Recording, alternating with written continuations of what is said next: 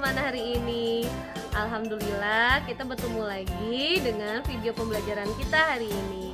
Teman-teman, tadi Bu Dinda sudah mencuci tangan karena Bu Dinda habis berkegiatan. Bagaimana dengan teman-teman sendiri? Apakah teman-teman selalu mencuci tangan setelah teman-teman berkegiatan?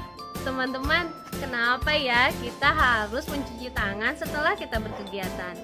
Itu karena supaya kotoran yang ada di tangan kita tidak masuk ke dalam tubuh kita. Nah, teman-teman, pernahkah teman-teman mengalami rasa sakit perut yang amat sangat? Mungkin itu dikarenakan kuman-kuman yang ada di luar masuk ke dalam tubuh kita, teman-teman, melalui tangan. Jadi, kalau teman-teman tangannya kotor, teman-teman harus cepat-cepat cuci tangan ya.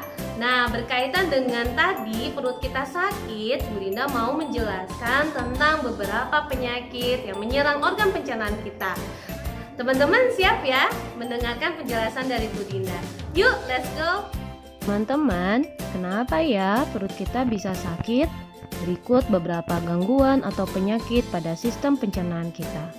Teman-teman, gangguan pada organ pencernaan umumnya disebabkan oleh makanan yang tidak sehat dan pola makan yang tidak teratur loh. Nah, teman-teman pernah nggak merasakan diare? Biasanya kalian diare karena habis makan apa? Nah, makanan yang pedas dan asam bisa menyebabkan perut kita sakit loh. Seseorang yang kena diare atau mencret mengalami buang air besar yang lebih sering dan encer dari biasanya. Walaupun termasuk penyakit ringan, tapi kalau tidak mendapatkan perawatan yang benar, diare kita bisa jadi bahaya loh. Nah, teman-teman, diare disebabkan oleh beberapa faktor. Bisa karena mutu dan kebersihan makanan yang buruk, alergi terhadap makanan, atau terlalu banyak makan makanan yang asam dan pedas.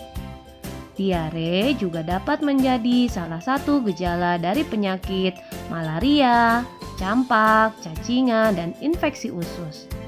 Nah, biar sembuh, dokter biasanya menyuruh kita minum Oralit. Oralit adalah larutan yang terbuat dari campuran air matang yang diberi gula dan garam. Penyakit yang kedua adalah penyakit MAH. MAH adalah penyakit yang menyerang lambung. Penyakit MAH sering disebabkan karena pola makan yang tidak teratur atau sering terlambat makan. Gejalanya, perut terasa perih dan mulas jika terlambat makan. Saat makan pun perut terasa sakit, kadang terasa mual, bahkan muntah. Penyakit MAH terjadi karena produksi asam klorida yang berlebihan di lambung. Tingginya kadar asam lambung dapat disebabkan oleh makanan yang terlalu asam atau pedas, kopi, maupun minuman bersoda. Nah, berarti kita harus mengatur pola makan kita ya. Penyakit yang ketiga, radang usus buntu.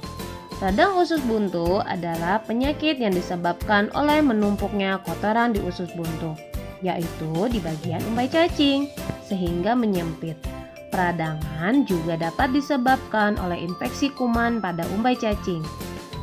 Gejala yang timbul antara lain perut terasa mual disertai muntah, kadang mencret, tubuh mengalami demam, perut bagian kanan bawah terasa sangat nyeri, dan akan semakin parah apabila terjadi penekanan atau guncangan, misalnya batuk, bersin, atau berjalan biasa. Kalau sudah parah, harus segera menjalani operasi pemotongan umbai cacing loh. Penyakit yang keempat adalah cacingan. Cacingan diawali dari menempelnya telur cacing di tangan atau kaki anak tanpa sengaja, yang kemudian tertelan dan masuk ke dalam tubuh.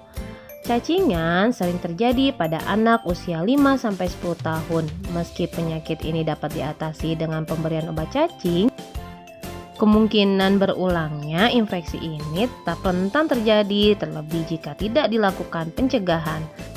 Berikut adalah tanda-tanda cacingan yang terjadi pada anak.